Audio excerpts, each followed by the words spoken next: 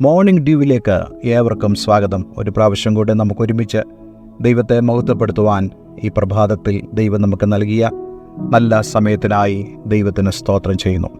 ജീവിതത്തിൽ വളരെ വേദനകളിൽ കൂടെയും പരീക്ഷണങ്ങളിൽ കൂടെയും പോകുന്ന ഒരു മനുഷ്യൻ തൻ്റെ വീടിൻ്റെ സമീപത്തുള്ള വഴിയിലൂടെ നടക്കുവാൻ ഇറങ്ങി. ആ വഴിക്ക് സമീപം ഒരു വലിയ പള്ളിയുടെ പണിയിൽ ഏർപ്പെട്ടിരിക്കുന്ന പണിക്കാരെ അദ്ദേഹം ശ്രദ്ധിച്ചു. ഒരു കല്ലിൽ പണിയെടുക്കുന്ന ഒരു കരകൗശലക്കാരൻ വളരെ നേരം ഒരു കരിങ്കൽ കട്ടയിൽ പണിയെടുക്കുന്നത് അദ്ദേഹം നോക്കി നിന്നു. പള്ളിയുടെ പണി പൂർത്തീകരിക്കപ്പെട്ടതിനാൽ താൻ നിർമ്മിക്കുന്ന ആ കരകൗശല വസ്തു എവിടെ സ്ഥാപിക്കും എന്ന് ഈ നടക്കുവാനിറങ്ങിയതായ ഈ മനുഷ്യന് ഊഹിക്കുവാൻ സാധിച്ചില്ല.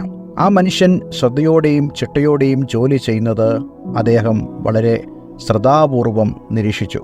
സാവധാനം അതിനെ ഒരു കൃത്യമായ ആകൃതിയിലേക്ക് രൂപപ്പെടുത്തുന്നതും അദ്ദേഹം ശ്രദ്ധിച്ചു. അവസാനമായി അദ്ദേഹം ചോദിച്ചു, എന്തിനാണ് നിങ്ങൾ ഈ കല്ല് ചിപ്പ് ചെയ്യാനും രൂപപ്പെടുത്താനും ഇത്രയധികം സമയം ചെലവഴിക്കുന്നത്? കരകൗശല വിദഗ്ധൻ ഏതാണ്ട് പൂർത്തിയാക്കിയ കോണിപ്പടിയുടെ മുകളിലേക്ക് ചൂണ്ടി താൻ ഇപ്രകാരം പറഞ്ഞു, ഞാൻ അതിനെ ഇവിടേക്കാണ് രൂപപ്പെടുത്തുന്നത്.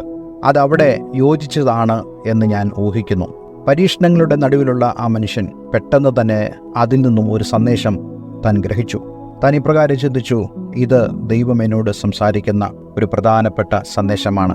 അതെ, കുശവന്റെ വീട്ടിലേക്ക് കടന്നു ചെന്ന യിരെമ്യാ പ്രവാചകനോട് ദൈവം പറഞ്ഞതുപോലെ ഈ മനുഷ്യനോടും ഈ സംഭവത്തിലൂടെ ദൈവം സംസാരിച്ചുവെന്ന് അദ്ദേഹം വിശ്വസിച്ചു. താൻ ഇപ്രകാരം ചിന്തിച്ചു, ഞാൻ ഈ ലോകത്തിൽ സഹിക്കുന്നതായ ഈ വേദനകളും ഈ പരീക്ഷണങ്ങളും എല്ലാം സ്വർഗത്തിലേക്ക് എന്നെ അനുരൂപപ്പെടുത്തുവാൻ, അവിടത്തേക്ക് എന്നെ ഒരുക്കുവാൻ വേണ്ടി അയക്കുന്നതായ അല്ലെങ്കിൽ ഞാൻ കടന്നു പോകുന്നതായ പ്രയാസങ്ങളും പ്രശ്നങ്ങളുമാണ്. ഇതെല്ലാം എന്നെ രൂപാന്തരപ്പെടുത്തുവാൻ ഇടയാക്കി തീർക്കും. ഈ ഒരു വിശ്വാസം അദ്ദേഹത്തിലേക്ക് ഈ വചനത്തിലൂടെ കടന്നു വരുവാൻ ഇടയായി തീർന്നു. ഈ തരുണത്തിൽ 2 കൊരിന്ത്യർ 5 അധ്യായം 7 വാക്യത്തിലെ വാക്യം വളരെ ശ്രദ്ധേയമാണ്. കാഴ്ചയാലല്ല വിശ്വാസത്തിലത്രേ ഞങ്ങൾ നടക്കുന്നത്. നാം കാണുന്നതെല്ലാം വളരെ പ്രയാസകരമേറിയ കാര്യങ്ങളായിരിക്കാം. പക്ഷേ ദൈവത്തിലുള്ള വിശ്വാസത്താൽ നാം നോക്കുമ്പോൾ നമുക്ക് വേണ്ടി ദൈവം ഒരുക്കിയ നന്മകളെയും അനുഗ്രഹങ്ങളെയും നമുക്ക് കാണുവാൻ സാധിക്കും. അതെ, ആത്മാവിനെ അച്ചാരമായി നമുക്ക് നൽകിയതായ ദൈവം നമ്മുടെ ജീവിതത്തിൽ കടന്നു വരുന്ന ഏത് പ്രതിസന്ധികളും നമ്മുടെ ജീവിതത്തിന് അനുഗ്രഹപ്രദമാക്കി തീർക്കുവാൻ കഴിവുള്ളവരാണ്. നമുക്ക് പ്രാർത്ഥിക്കാം. സ്വർഗീയപിതാവേ, ഈ നല്ല വചനത്തിനായി സ്തോത്രം. ഈ വചനം കേട്ട ഏവരെ ഞാൻ യേശുവിൻ്റെ നാമത്തിൽ അനുഗ്രഹിക്കുന്നു.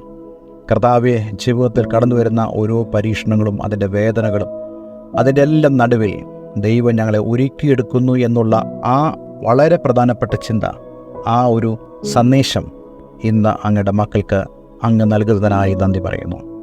യേശുവിൻ നാമത്തിൽ തന്നെ ആമേൻ, ആമേൻ. എല്ലാവർക്കും നല്ലൊരു ശുഭദിനം ആശംസിച്ചുകൊണ്ട് ദൈവം എല്ലാവരും അനുഗ്രഹിക്കട്ടെ. God bless you all.